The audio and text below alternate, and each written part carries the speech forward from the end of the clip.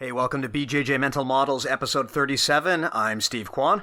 I'm Matt Kwan. The Matt Kwan. Your host of the BJJ Mental Models podcast. This shit again. BJJ Mental Models is your guide to a conceptual and intelligent BJJ approach. Matt came out and trained with us today. That was fun. Anything exciting going on, Matt? No, it was good. I went and taught class at the gym and then hit a doubleheader at Ascension and did some gi. Yeah, it was fun. Doing Naga next weekend. So are you? I'm excited about that. Or I guess when this is played, it will be. I will have just done Naga. So hopefully I do well doing gi and no gi. So it'll be fun. Everyone, if you're a time traveler and you hear this episode before Matt competes, which is unlikely, wish him the best of luck. Otherwise, I'm sure you'll see posts on Facebook and you can watch his matches. Yeah. Cool. So today is going to be a listener feedback episode. If you've been following us on Facebook or on Reddit, then you've probably seen my comments soliciting user feedback. Now, the backstory here is that a while ago, we had someone suggest to us that we do an episode on Jiu-Jitsu as therapy. So basically, Jiu-Jitsu helping you kind of overcome obstacles in your life. And this is an area where neither Matt nor I are experts, but I've heard anecdotally stories over and over and over again of people I've trained with who have talked about incredible personal transformations that they've undergone because of jiu-jitsu, or really difficult times in their lives that they were able to get through because of jiu-jitsu. Now, this isn't something that I can really attest to personally, and I'm definitely not an expert in the field, so we reached out to you guys to collect any feedback and stories and testimonials, anonymously, of course. And so today what we wanted to do was share some of that feedback that you provided to us and maybe talk about that and how that ties into some of the mental models we've discussed earlier in prior episodes. Yeah, and we really appreciate some of the information and stories that we got. It was really cool to read and to see how jiu-jitsu's affected so many people positively, and it just hammers home how amazing the sport is and why it's something that is it's something that's worth keeping the integrity for future generations. Yeah, some of this feedback was heavy. Yeah. We're going to probably get into that today. So, some people came to us with just general statements about how, jiu-jitsu keeps me healthy and happy. But some people, they have a lot of stories in their past that we want to kind of shed some light on today. And it really became clear from some of the feedback we received that for a lot of you, I think you just kind of needed to get this stuff out and talk about it. So we're going to take that opportunity today. Now, there's no way that we're going to be able to get through everybody's feedback, and we're also going to have to abbreviate some of it here and there. So my apologies. I hope we don't clip out anything that was important, but we want to make sure, of course, that we sanitize out any personal details, and just in the interests of time, because we don't want this to be like a 5-hour long episode. We want to make sure that we can share the crux of things and then just move on from there and make sure that everyone's feedback gets covered. And of course, if you are one of these people and you want to share your story more widely, do let us know. We're happy to post it on the Facebook group or share it so that everyone can see it in its entirety.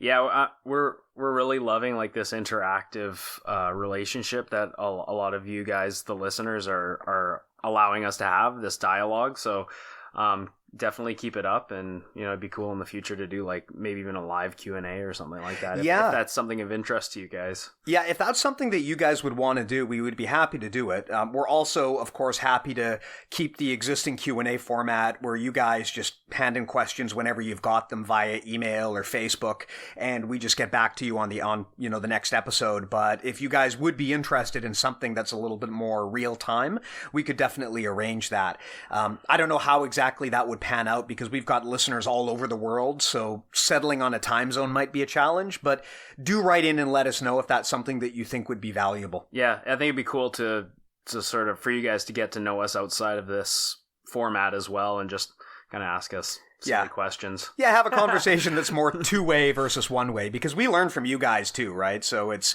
very helpful to us to hear from you, and kind of a two-way sharing of knowledge would be beneficial, I think, for all of us. So do let us know if that's something that you want to do. All right. Cool. So let's get into it. The various feedback that we got, and there was a lot of it, I've tried to organize into some general topics because there were some kind of common themes that came up over and over again. And I want to make sure that we have an opportunity to discuss each one of those themes and maybe dig in a little bit deeper. And then Matt and I will share our thoughts and maybe talk about how this stuff is tied into the mental models that we've talked about earlier. So a big theme that I personally can relate to, and something that many of our listeners brought up, was Jiu-Jitsu as a form of building confidence. I think everyone knows that, martial arts are great, especially for kids, because they help you build confidence. But even for adults, that is a massive, massive benefit. And even if you think of yourself as a relatively confident person, I think it's still worthwhile to give Jiu-Jitsu a try, just so that you can really understand, what it feels like to see relatively rapid growth. Even like a lot of people that I work with who, are older and they've never thought about doing martial arts, I always suggest that at least once in your life, give it a try. You won't regret it, that's for sure. You might not love it. You might not stay with Jiu-Jitsu forever, but you should at least give it a try because it will give you a very interesting perspective on how personal growth really works. Yeah, and not just experience personal growth, but experience someone trying to literally murder you.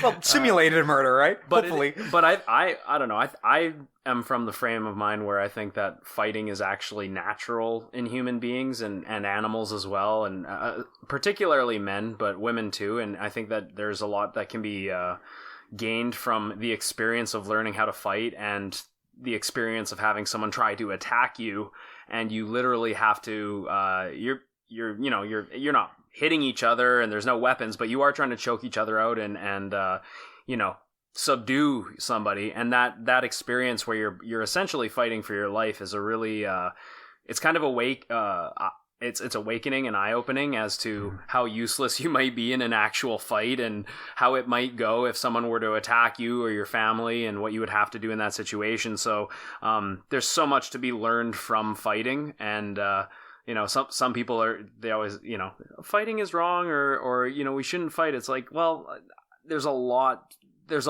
there that can be learned, and a lot that can be it's something that you can really set goals decades from now and really achieve great things, both on the competition scene or personally. So I definitely think that having someone attack you is pretty beneficial. And the thing too is, learning how to fight doesn't mean you actually have to go out and get into fights. It's, in fact, the chances are very low that you will actually go do something like that. Yeah, one of the things that I have learned from Jiu-Jitsu is that I would never want to get into a real fight because I understand now exactly how unpredictable and variable it is. But that said, it's still a very valuable learning experience. In a lot of ways, it's more valuable, that I find anyway, than just going to the gym. It adds kind of like a level of depth and variability on top of your exercise routine, and it gives you a useful skill set that you can learn and carry with you. And it does give you confidence, right? If you if you feel like you can defend yourself, even if you live in a safe city where realistically you're never going to get, you're unlikely to get jumped, even in that situation, the fact that you feel safe gives you confidence to be bolder and to try other things, even in areas of life that don't have anything to do with fighting, right? I find personally that having a background in martial arts means I'm much less likely to get intimidated, even in conversations, right? Even if I know there is 0% chance of actual violence in my current situation, the fact that I know how to handle myself gives me kind of a background level of confidence that bleeds through to every other area of my life. Yeah. And I also gained a lot of confidence just like in terms of my threshold for stress management. Like Jiu-Jitsu, I've had so many people tell me that if they have a job that requires them to deal with high stress or problem solve or work at a really high level, they tell me that Jiu-Jitsu has really helped them become better at their other career, which I find really interesting and I can totally relate to, because while I was doing my apprenticeship and doing culinary arts, I was also, like purple, brown belt level Jiu-Jitsu fighter, and it really helped me in terms of how I would approach problems that need to be solved, but also like after I first competed at the Pans as a purple, I gained a huge amount of confidence just going out there, and I had never done a tournament at that scale. So being able to handle that kind of stress really translated over into my life. And all of a sudden, you're talking with your boss, and you're not only are you no longer sort of intimidated by them, but you're not worried about anything because you've gone through such a hostile experience and competition. So it's definitely added a lot for me in terms of how I can manage day-to-day stress. Yeah, I've found that as someone who works in an office most of the day and then trains at night, when you're going to go and spend your evenings grappling with people and have them try to choke you and break your arms and legs, it's really hard comparatively to get worked up about what's happening during the rest of the day. You can be in a really tense situation at work, but if you know at the end of the day that you're going to be fighting for your life in the evening, just relatively speaking, it makes the kind of drama that you're dealing with at work seem a lot less important and a lot less dangerous than it actually really is. So it gives you, at least I find, a level of perspective over the things that might otherwise stress you out in your life, and that helps you to be more confident in what otherwise could be very challenging situations. Yeah. And sorry, you go ahead, Steve. I was just going to say, in terms of some of the feedback that we've received, we did get a testimonial from someone who talks about how they've had a series of problems in their life physically, such as knee injuries, being 40 pounds overweight, regular migraines. In particular, this person says, "My knee was my biggest enemy. I got kicked in the knee by someone on a playground swing, fell full force off a kick on the side of my knee because of the extra force. After about a week, I could barely walk on it. The healing process killed all my flexibility. When I started jiu-jitsu, I could barely do much that required posturing up or put any real weight on my knee. But now I'm at the point where I can sit at the beginning of class and I am pain-free. More than anything, jiu-jitsu has given me two important lessons. I'm still having a hard time breathing under pressure, and I am still trying to muscle my way out of situations, but it is happening way less than before. The idea of staying calm under pressure, under intense pressure, has helped in some life situations recently that I would normally have panicked about. Rolling and BJJ in general is one of the hardest things I have done. Loving every minute so far and can't imagine life without it. I've never really been motivated to get belts in any of the other systems I've studied, but now I am ready for the next, however long it will take to get a black belt." Yeah, really cool. Which I think is pretty inspiring and something that probably all of us can relate to. Jiu-Jitsu does help you build up confidence. And, we've talked in the past about injuries and how that can psychologically impair you because, once your knee fails you, for example, you might not have the confidence in the future to use that knee again. Yeah. And one of the things they teach you in physio when you're rehabbing an injury is you need to develop that confidence. And a good physio will work with you to do that. But jiu-jitsu is a great way to get, if you're coming in and you've got injuries or you've got health issues, it's a very good way to get to the point where you can rebuild that confidence in what your body is capable of. Yeah, and I've had one student in particular came in as I think he was 50 when he came in, a buddy of mine when we were cooking, and he came in and said, okay, I'm like, he's a fan of MMA. He said, I want to try jiu-jitsu, but I've got like my back's kind of messed up, my shoulders messed up and all this stuff. And he couldn't do too much. He did what he could. He wasn't like rolling hard every round or anything like that. But over time, he noticed that his back was loosening up big time just because he was moving it in ways that he would have never moved it before. And now I think it's made a really big impact on his life. So if you can stay safe and avoid getting other injuries, it can really help you with things like your back and other parts of your body as long as you train safe. Yeah, absolutely. Some other feedback we got from a student who's actually a high school teacher. He wrote in and said, in the 5 years that I've been running the Jiu-Jitsu club in high school, I've seen some of the quietest, most introverted, and shyest students develop confidence, not only in the club, but in their general school environment. I've seen them get comfortable in their own skin and with who they are, especially girls. I've had girls who were initially very skittish about the close contact and only wanted to roll with other girls, end up growing so confident and also enjoying jiu-jitsu so much that they didn't care who they roll with. I've seen camaraderie built between club members and have seen them supporting each other in the halls and classes they have together. It makes arrogant students humble and instills leadership strength in humble students while maintaining their humility. There's just so much in the way of benefits for high school kids, especially in this day and age of social media. And that's something that I think is awesome feedback. And I have personally observed this firsthand myself. I find, Matt, and you tell me if you feel the same, a lot of the time when I'm rolling with women, I kind of get the feeling like they're not really trying to fight. And I can never mind read. I never know what someone else is thinking. But I kind of feel that a level of that must just be, I think that people are conditioned to think that you just can't possibly fight a man, because sometimes it feels like they're honestly not even trying.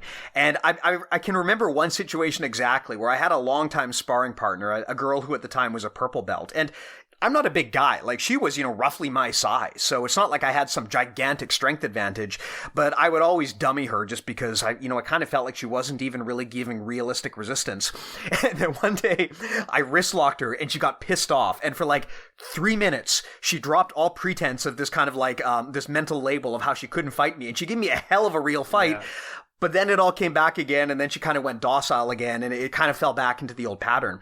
But at the same time, I spar with women all the time who are much smaller than me, and they give me a harder fight than a lot of the bigger guys. And I mean, yes, if you're smaller, that can be a disadvantage. If you're weaker, that can be a disadvantage. But I think that people really underestimate the importance of the mental side of jiu-jitsu and the importance of having confidence, at least the confidence to try. Like, even if you're not going to win, at least being confident enough to try and to lose and to learn. Because the worst thing to do is to just, as you and Rob have said, Matt, take your ball and go home and just kind of shell up and let the other person just run all over you, right? Because you don't learn from that, and it actually entrenches negative beliefs in yourself. I think it's better to try and to lose and to learn. And I mean, Matt, like, again, I spar with girls who are way, way smaller than me, and they give me some of the toughest fights in the room.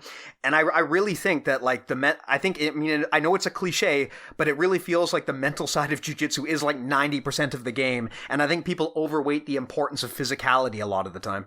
Yeah, for sure. There's like a lot of women are some of the most technical people that you'll ever roll with. And a lot of it is because sometimes they're outsized, so they have to really develop their technique.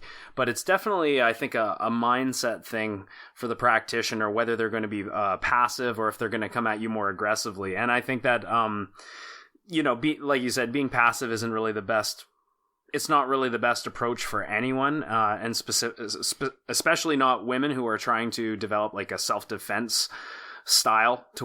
That's why they're doing jiu-jitsu, is to defend themselves. So, you're definitely right though about women giving you some really tough rolls, right? And that's good. It's good to encourage them and to build that confidence in that you can hang in there with the guys. I think a lot of girls nowadays, the whole movement of like women's only classes and stuff has its place, but I don't think you're ever going to get that realistic self-defense real-time sparring unless you're training co-ed, which would be ideal for a female practitioner if they have the confidence to do so. Yeah, it kind of comes back to that zones of proximal development thing we talked about earlier. I think that women's only classes definitely have their place, because if you take every new person who comes in the gym and just throw them in there into the Shark Tank, you're going to lose a lot of potentially great students. So I think there is a matter of, at least having a degree of comfort for the brand new people. But the goal, in my perspective, for any practitioner should be to seek out and train with the biggest badasses you can find, because that's where you're going to grow and get better. And I feel like if you're only ever training with people your own size and strength level and age level and belt level, you're living in a comfort zone and you're never really going to experience the actual benefits of something like jiu-jitsu. So, okay, well, just off topic here, how do you feel about clubs that, like, I know there's certain clubs out there that will they'll make it so like certain classes are white belt classes, blue belt classes, purple, and you'll only be able to train with people that are of your level. Yeah, that's an interesting one. And I mean, I have been in that situation because I've trained at gyms that are both really big where they kind of did that. And I think mostly as a matter of managerial necessity because that was just the only way to organize that many people. But I've also trained at smaller, more intimate clubs where everyone trains with everybody.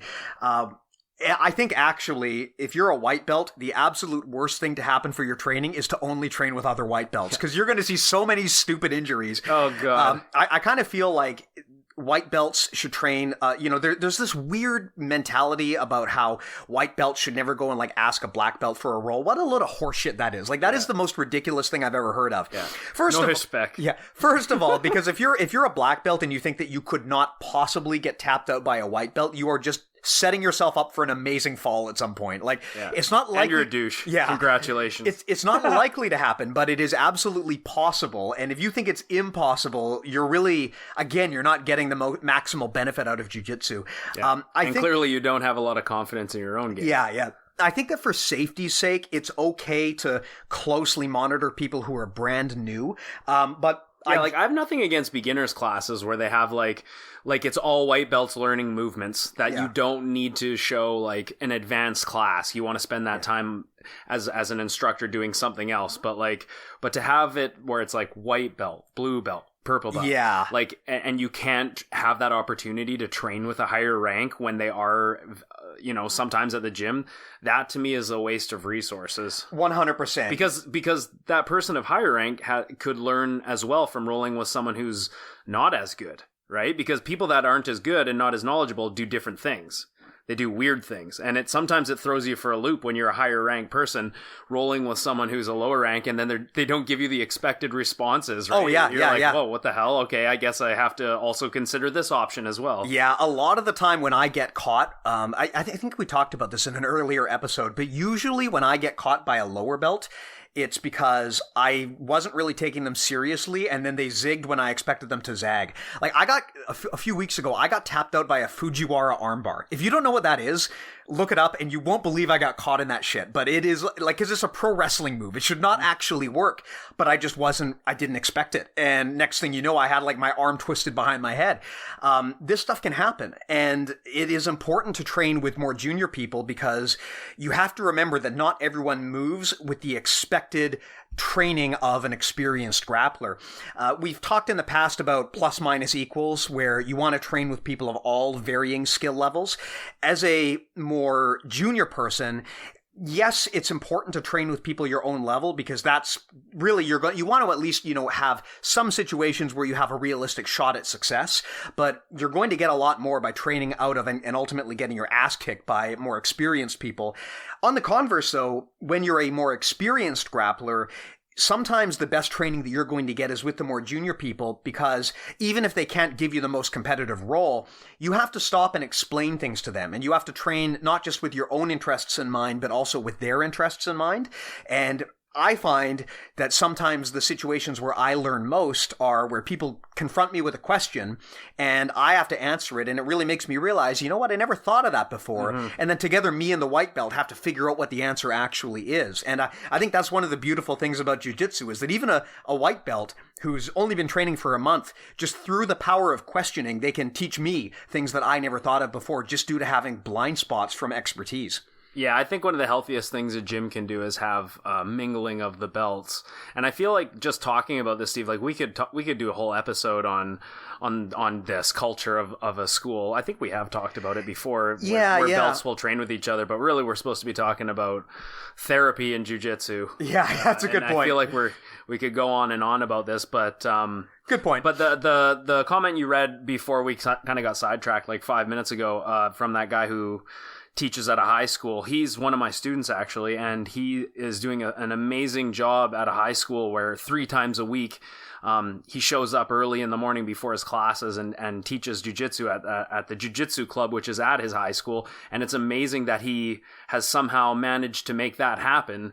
And, it really brings out, you guys heard what Steve was saying. It really brings out the best in kids, especially when you can tell that they're really enjoying it and really gaining from it. And they show up early in the morning to do this 3 days a week and put in the work. It's like, it's kind of special to see. And you can just tell that they're probably going to stick with it and that it's really affected them in a positive way. And I think that, this would be, I would like to say that it's the next step for high schools in BC and have more of a Brazilian Jiu-Jitsu style or grappling style club just there. And at the school, and I think that would be really great for all kids, but I just don't know if that's I feel like because of the UFC, a lot of schools kind of think that it's cockfighting. Barbaric. Yeah. And it's just like it's totally not that, right? I had my instructor actually tried to register a tournament one time, and that was the feedback they got, is we would never condone or sanction this kind of barbaric activity. It's like, homie,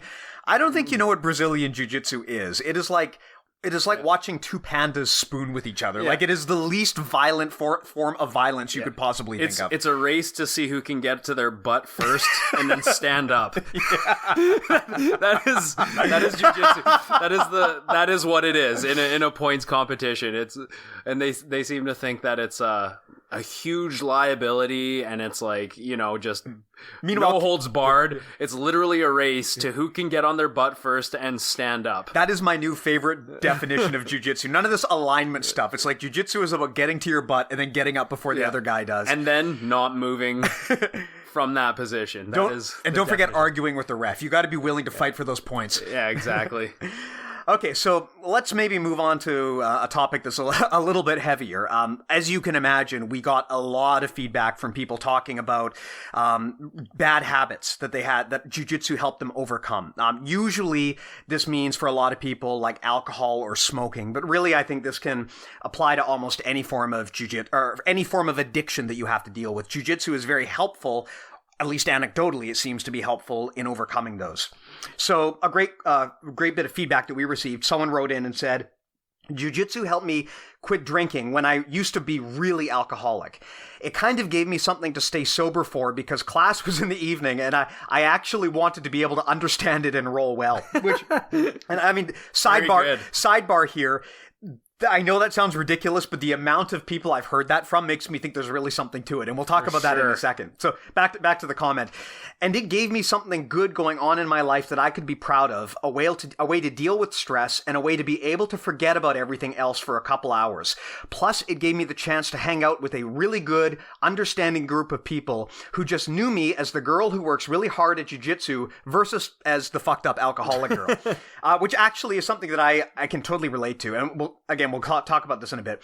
My life is in a much better spot now, and I haven't drank for a long time, but I think I still get a lot of the same benefits from jiu-jitsu, like something to look forward to at the end of the day, help me deal with stress, be around good people, and just have fun for a couple hours. That's awesome. Yeah, that's fantastic feedback. So a few comments there from me. First and foremost, the number of people who have told me that they were able to give up some crippling addiction simply because they wanted to be better at jiu-jitsu is like astounding to me, because this is something that I've heard over and over and over again, and it's kind of crazy when you think about it, that like 1 hour of pajama wrestling a day could somehow persuade people to give up something that they are physiologically dependent on. Like, that's really nuts. But yeah, I think part of it is that jiu-jitsu gives you a goal that is small and manageable and immediate and has immediate feedback, right? Yeah. It is, if you know that you're going to go and have a bunch of savages try to murder you every night, you're going to want to not be like feeling kind of crappy at the end of the day, right? And you don't want to be drunk or hungover. Exactly. And I found the same thing too, personally. I don't drink anymore. And part of the reason is because getting older, I just don't feel great when I drink, and I don't want to go to jiu-jitsu and have an upset stomach and then have a bunch of savages just murder me. And it's like, this tiny little thing has managed to steer other areas of my life into this direction. There's a book that I think we might have talked about before, very famous book that I highly recommend everyone read, called The Power of Habit by Charles Duhigg. And what he talks about, he's basically like, I'm not sure exactly what his area is, but he works in like, basically in like mental sciences. What he talks about is that there is a loop when you're building and creating a habit. And he says there's 3 parts to a habit. There's the cue, meaning something happens that like triggers the habit. There is the routine, which is what you actually do. And then there is the reward that is presented to you. So if you're like an alcoholic, maybe something stressful happens in your life, and that is the cue. And so your routine is you drink And the reward now is you feel better and your stress level goes down. And then it cycles from there. And it cycles from there, and it becomes ingrained, and before you know it, you're not even thinking about it, and you become dependent on it. So this guy says that the key to breaking bad habits is to replace the middle part of that loop. So you keep the cue the same, you keep the reward the same, but you remove the routine and replace it with something more productive. So what I think a lot of these people Which is jiu-jitsu. Exactly. So what I think a lot of these people are doing here is their cue is I'm stressed at work. Their routine is I go and I drink or I do drugs or I smoke, and people just swap that out with jiu-jitsu.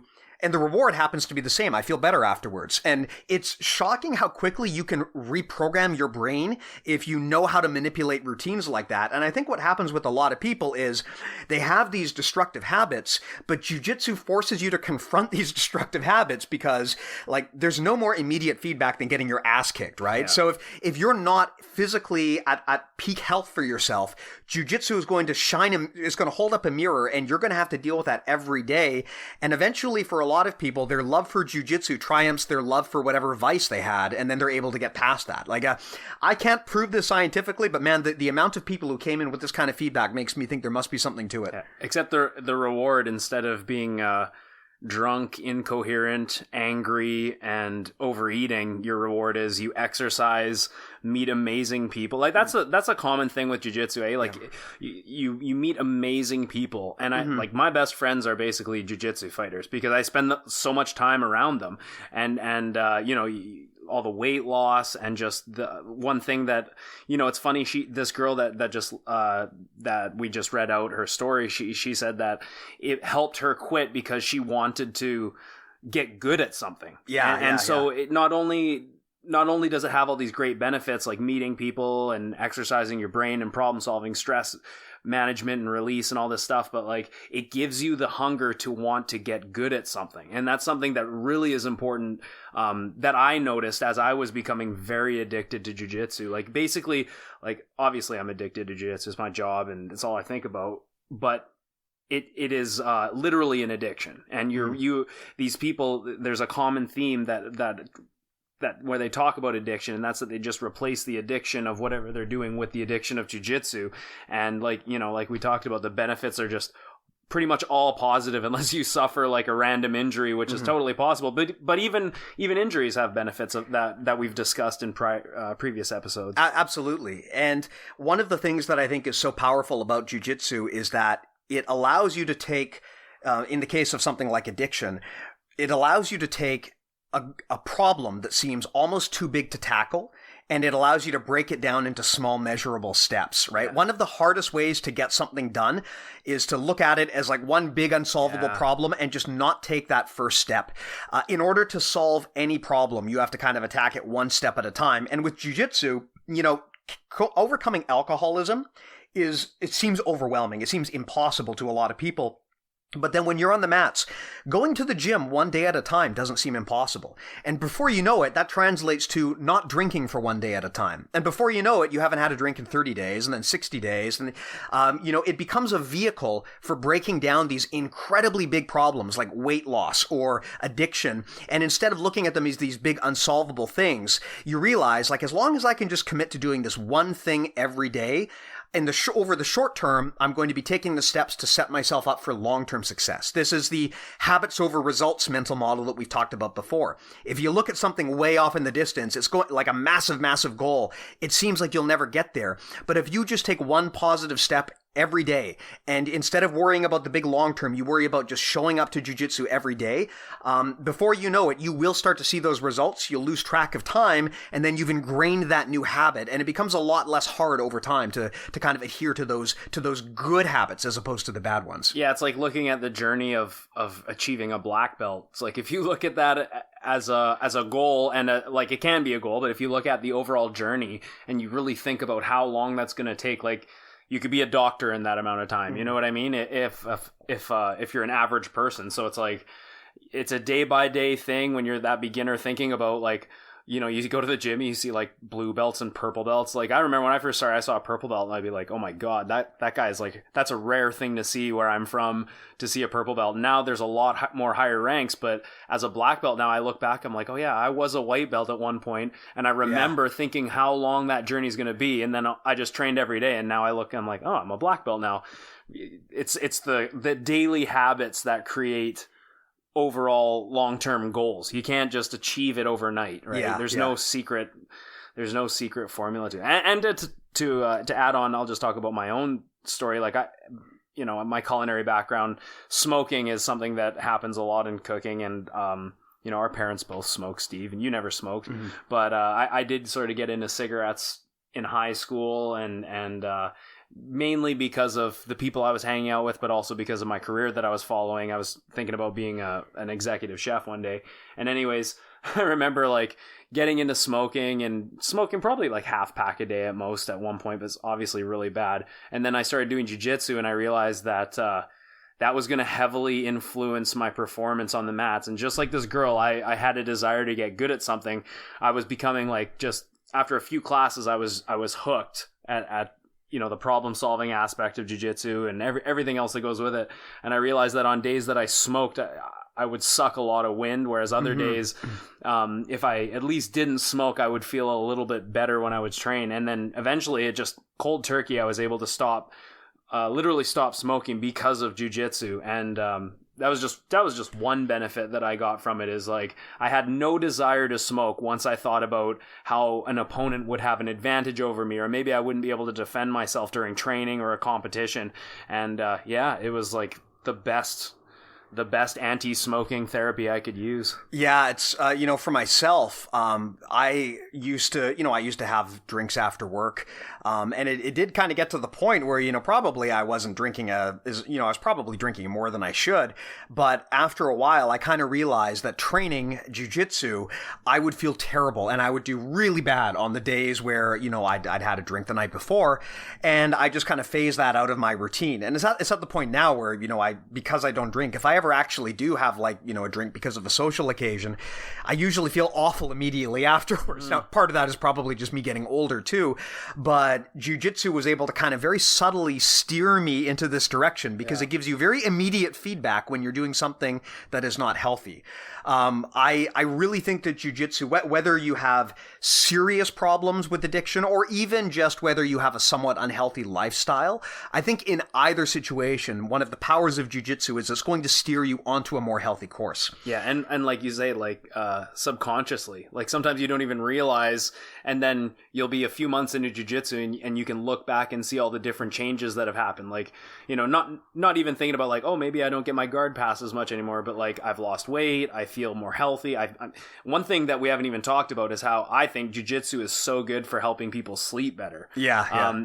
You know, if you spar for an hour or train for 2 hours a day, you go home, it's like you're going to be exhausted. So that's definitely a positive. Is I think it really helps people, myself included, have good night's sleeps. Absolutely. Can I take a piss? Matt's got to take a bathroom break. I will let him, but I'm not going to cut this out. Okay, we're back. Matt, how'd it go? We're leaving that in, eh? Yeah, we're leaving it in.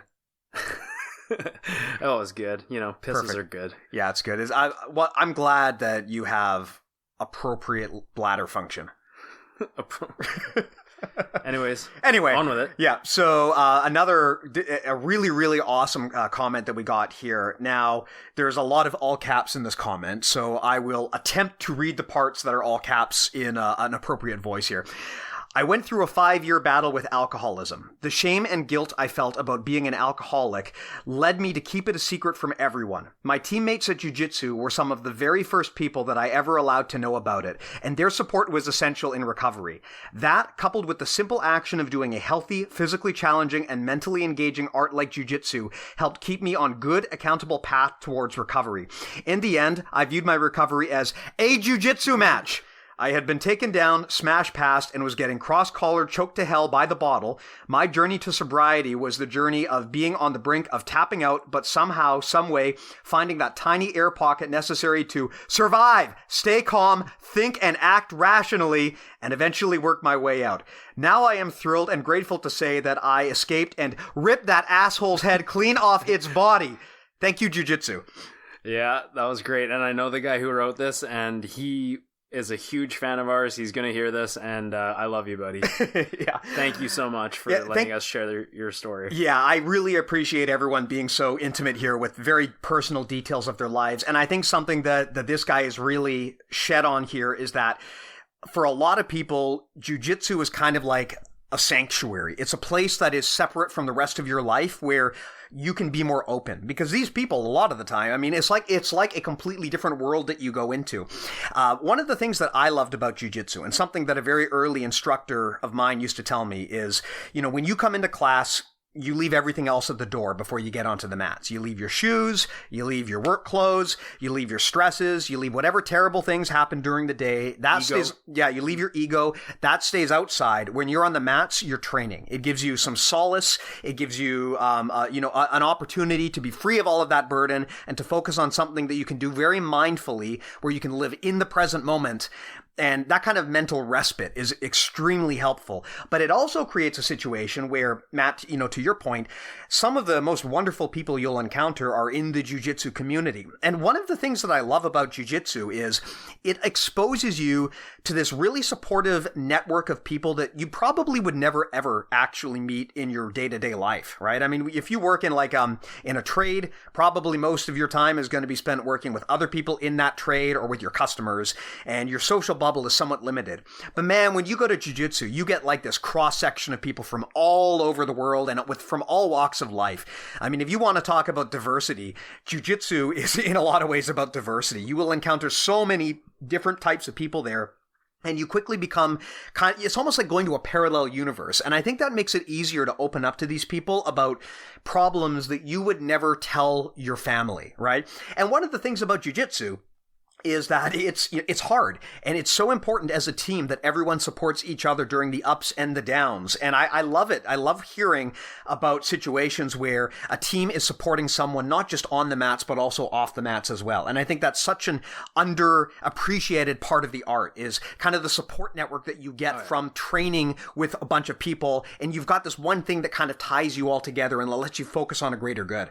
Yeah, the community aspect of jiu-jitsu is really amazing. Like, obviously every city is going to be different. I know some places probably certain clubs aren't friends with the clubs down the street. I get that, but here in Vancouver, we're really lucky that there is a community full of people from all different walks of life with all these different skills and abilities and outlooks on jiu-jitsu, but everyone has the same theme that they basically want to choke each other out. And that's kind of cool that everyone, and you'll notice that like jiu-jitsu people seem to just be so cool. Everyone, usually has the same sort of qualities. They want to get good at something. They're trying to have a healthier lifestyle. Generally, they try and help each other out and want to meet good, outgoing people. And a lot of great friendships in jiu-jitsu. We're really lucky to live where we live and to have such an open community. Definitely. Another comment, this one actually about smoking. I was a heavy smoker for about 16 years. I will not exaggerate or romanticize anything. Jiu-jitsu was not a miracle cure to my quitting. Quitting smoking was a very difficult and long process involving a host of factors. But practicing jiu-jitsu gave me a paradigm shift, and I began to look at health and wellness in a new way. Before I started jiu-jitsu, it simply did not register how horrible smoking was for my health. But after starting jiu-jitsu, the joy I received from jiu-jitsu vastly outweighed the quote-unquote satisfaction I received from smoking. Suddenly, my health, my cardiovascular endurance, my athletic longevity became a priority to me. Smoking became an obvious impediment to my BJJ development and therefore an impediment to my life. It was a new outlook that I needed to build up the will to quit smoking for good. From that point onwards, I began reevaluating all of the quote-unquote cool vices, such as smoking, drinking, long hours of of work, late nights out, the list goes on, and realized that a lot of them were not only impediments to my growth as a BJJ practitioner, but also as a husband and father and a healthy human being in general. Yeah, that's great. You guys are eloquent. I can tell that a lot of you guys put a lot of thought into this, and I'm glad that it was so meaningful to you. And I hope that sharing this has been as helpful to you as it has been to us.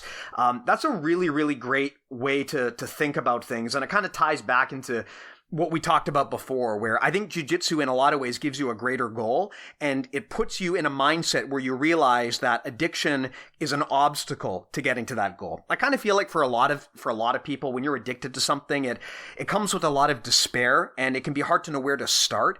But for many people, jiu-jitsu gives them that motivating driver to realize that, okay, I've got something else that I need to prioritize over my vices. Yeah, that really speaks to me, especially with my story with smoking. Obviously, I was not as addicted to smoking as this person, nor did I smoke as long. I only smoked for a few years. But definitely just what he said about how it was not only impeding his growth as a martial artist, but as, just generally in life, and therefore it had to go, is such an awesome thing. Mm-hmm. And yeah, that's sort of how I feel about jiu-jitsu with smoking. Very good story. Awesome. Yeah. So let's maybe kind of switch gears a little bit here. Again, we've got a lot of feedback, and honestly, as we've been talking about this, it becomes clear we're probably going to have to split this up into multiple episodes. So I think this episode will kind of cover maybe one other topic, and then we'll have a separate episode next week and talk about some of the other things that people have brought up. In terms of feedback that we received, we also got some feedback from people who have expertise in mental health, which is something that I appreciate very much. As we mentioned before, neither Matt nor I are experts on this matter, so we definitely appreciate people who have expertise in this area sharing their stories.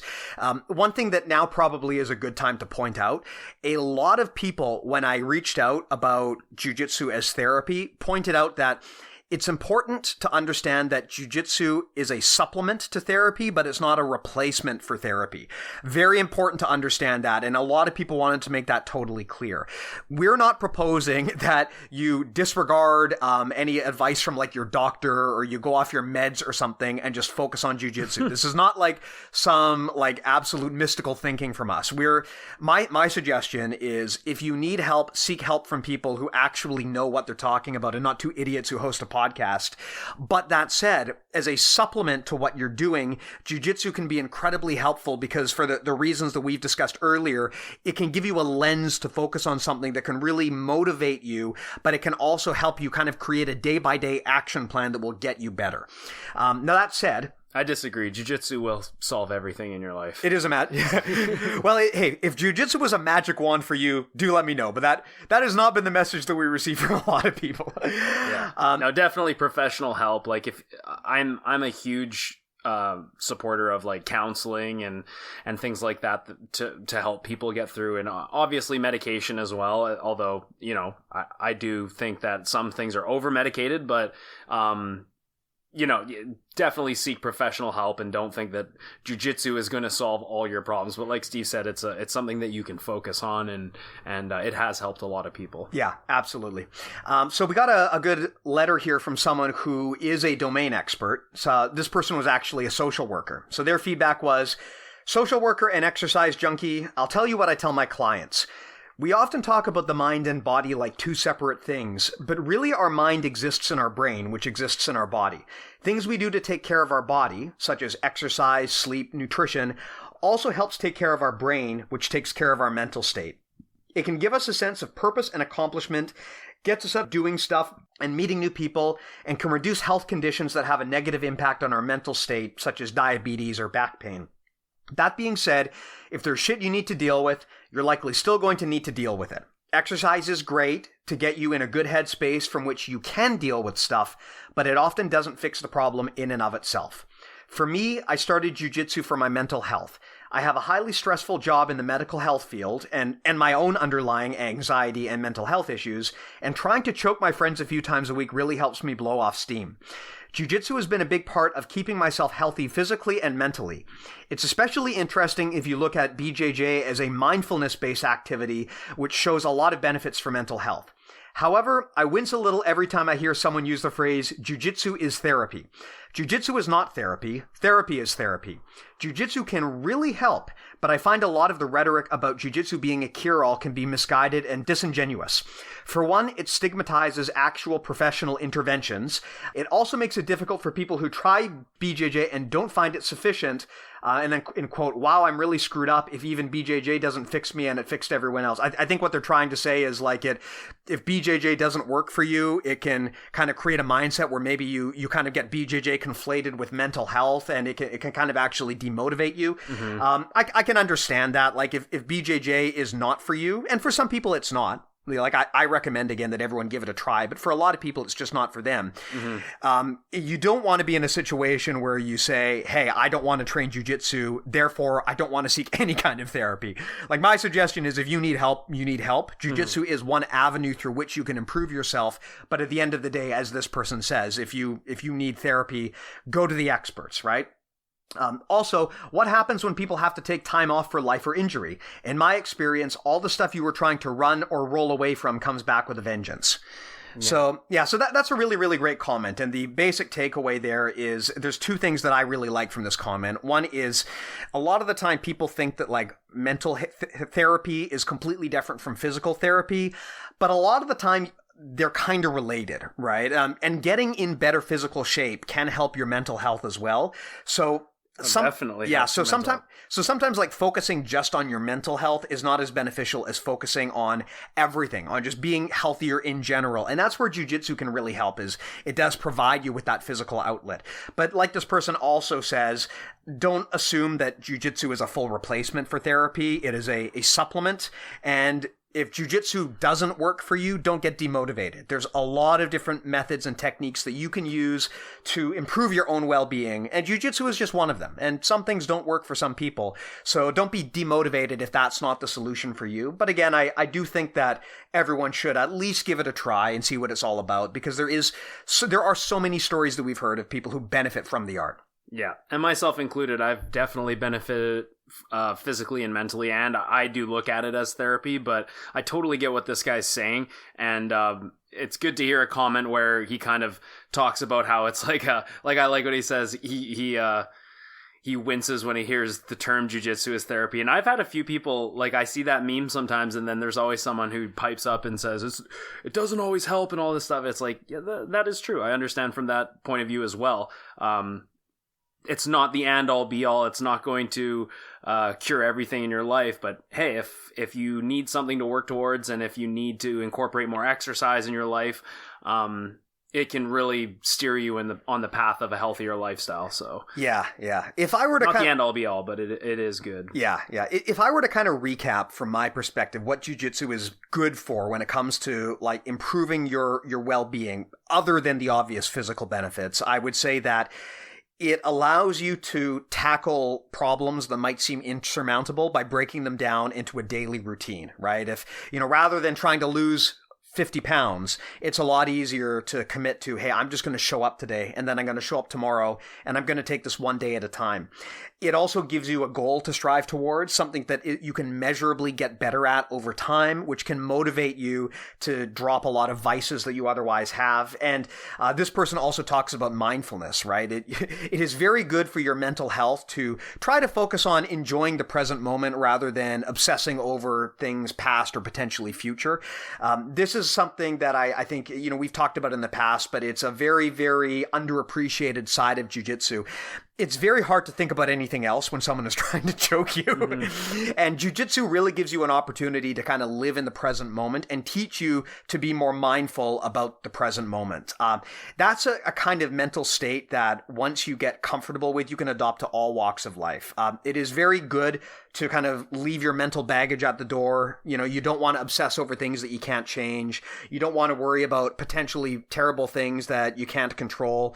If you can control something, then yeah, you want to take action towards doing that. But again, that's part of what jiu-jitsu is good at. It teaches you to break down big problems into single, daily, actionable routines that'll get you better over time. So from my standpoint, that's where jiu-jitsu is helpful. It keeps you mindful. It gives you goals to set. It helps you focus on creating productive habits. Yeah, not only does it do those things, but it does give you something to be very proud about. Absolutely. And that's one thing that I really love about jiu-jitsu is I'm really proud that it's something that I focus on. And I mean, it's pretty cool to know how to fight, and people seem to just respect you more when they know that you can fight. But at the same time, it's like, it's a really, people know how much work goes into, let's say, achieving a black belt or owning a school or just helping someone, like just being that presence in class that helps lower belts. It's definitely something to be proud of. And for people that are maybe leading like more of a negative lifestyle, or they're not proud of a lot of habits they have, it could give them that outlet and something that they are proud of. So. Yeah. I have never heard of anyone saying that they were embarrassed of training jiu-jitsu. Like, some things people are, if you play a lot of video games, you might be embarrassed. If you eat a lot of junk food, you might be embarrassed. But no one is ever embarrassed about doing jiu-jitsu. So it's something that is, it is a source of pride. And, yes, we've talked in the past about how, you don't want to be too caught up in your ego.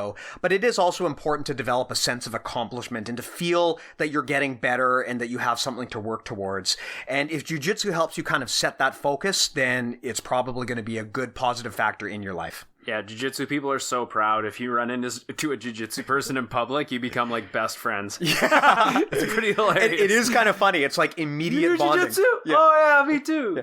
Yeah. The worst is when there's 3 people together and one of them doesn't do jiu-jitsu and the other 2 people won't talk about anything else, and that poor third person just has nothing to talk to about in that conversation. It's very true. It does happen. So the remedy is that third person now has to do jiu-jitsu. Absolutely. Yeah.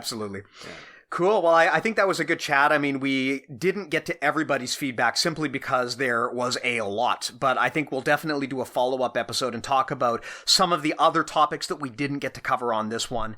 Again, apologies if we weren't able to completely read your comment, if we talked about your stuff today, and if we didn't bring it up, your comment today, we're probably going to get to it in the future. So thank you very much. Hope this was a positive episode.